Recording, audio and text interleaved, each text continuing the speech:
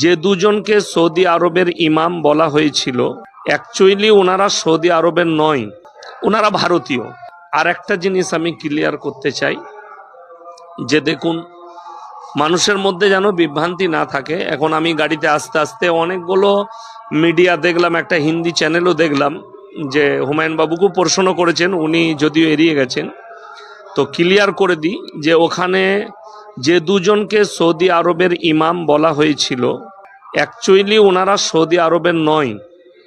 আসল কথা হচ্ছে যে তাড়াতাড়ির মধ্যে ওনারাও বিবৃতি দিতে পারেননি, এবং ওখানকার আলেমরাও যে এত তাড়াতাড়ি কাজ হয়েছে, এত চটজলদি এবং এত তাড়াতাড়ি সৌদি আরব থেকে ভিসা নিয়ে কেউকে আনা সম্ভব নয়, ওনারা ক্লিয়ার করতে পারেনি।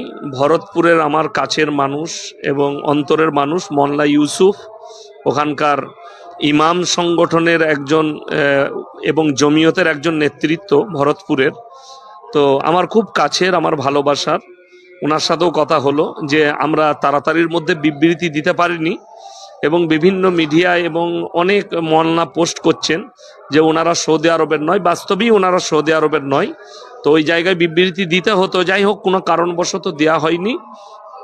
ওনারা কেউ বিভ্রান্ত হবেন না, এবং ওনারা আমাদের দেশের এবং আমাদের আকাবির এবং আমাদের উলামা,